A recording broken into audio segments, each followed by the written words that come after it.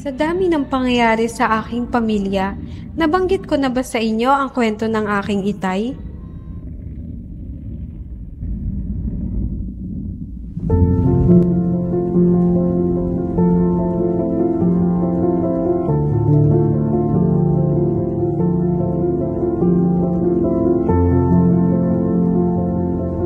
Siya ay isang lingkod na hindi napapagod na ipangaral ang salita ng Diyos. Hindi niya alintana ang sasabihin ng iba, magawa niya lamang ang ipinapagawa ng Ay Diyos. lamang po, tayo dito may una, tayo may manalangin.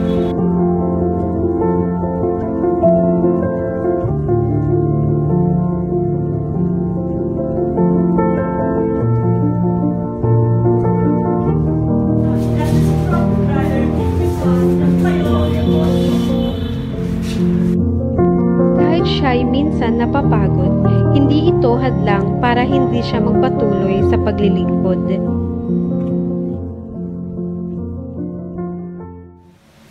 Tay, andyan ka na pala. Bunso, dalihan mo, nandito na si tatay. Tay!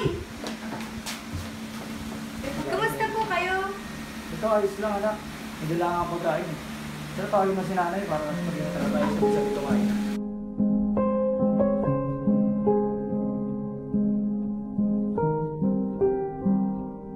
Turo ni tatay na dapat palaging manalangin.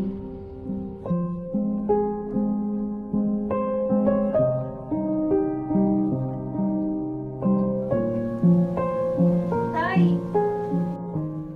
Alin anak? Hindi po ba kayo napapagod sa mga gawain na ginagawa niyo po? Iba pa po? Ba't naman ako mapapagod anak kung para sa Diyos naman ang lahat ng ginagawa ko? Oh, paano po kayo nagsimula sa gawain na yan? Mahabang istorya anak, pero kung gustong malaman.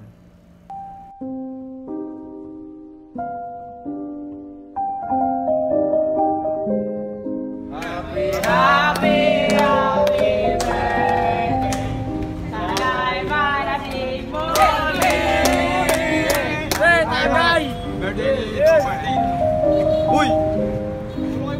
Bakit kayo? Pumunta ka na, pumunta pre. Hindi, okay na ako. Nakabahan na ako eh. Alam mo ganito yun eh. Alam mo ganito yun eh. Pre! Lasing na yata tayo ah! Alam mo, hindi kita maintindihan pare. Hindi naman ako lasing yung nakainom. Pre, nail na ako. Pre, uwi na tayo. Pre, tara pre, pre, tara pre! Pre, tara! Maga na.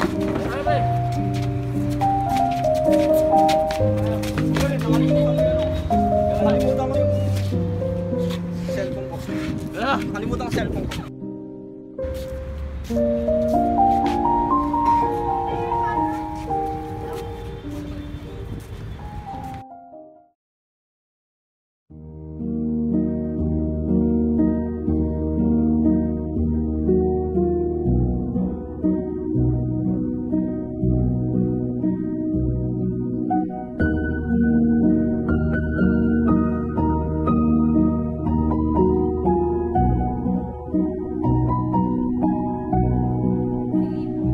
At nung pinatay ang aking mga kalingapin, sinabi niya,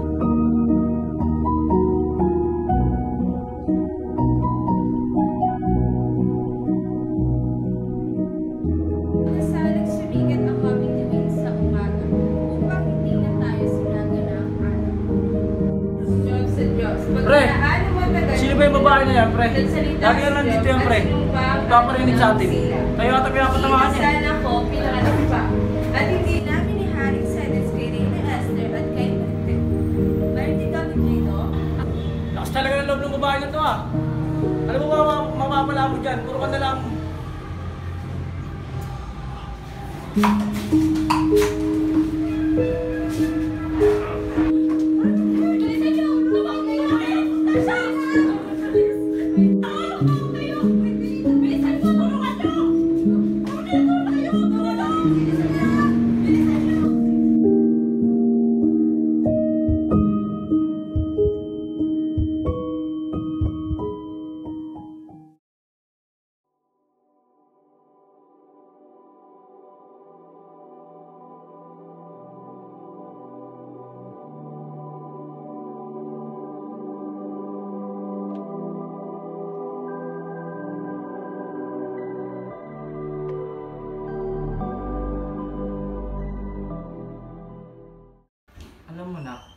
Simula nangyari lahat ng iyon, nagbago ang tingin ko sa lahat.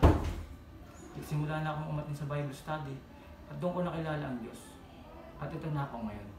O sige na, matulog ka na. Maaga ka pa bukas.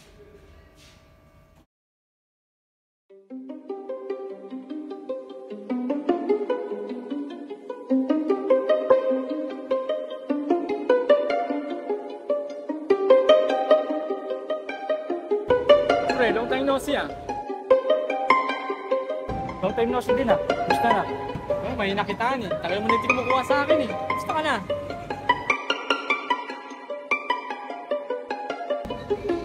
Kala ko ba walang iwanan? Ba't sumama ka sa babaeng yan? Ano?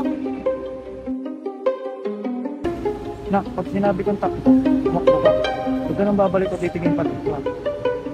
Tay? Anak, tumakbo ka. Ayaw kong gawin sa'yo, pre. Pero kinakailangan. Nak, takbo!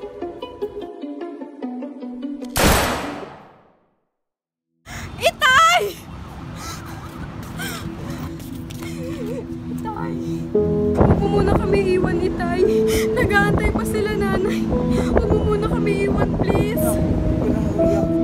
Gusto ko makita kitang malungkot sa ulit ng kakanta. Bigat ng mata ko.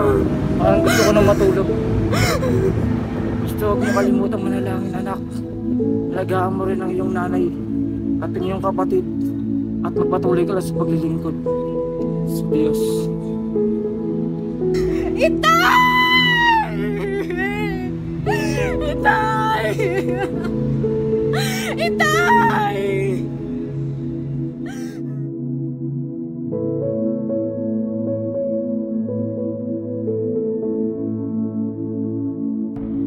Sa lahat ng hirap, problema at pagsubok na darating sa atin, lagi mong tandaan, ang Diyos ay lagi mong kasama basta tayo ay palaging manalangin.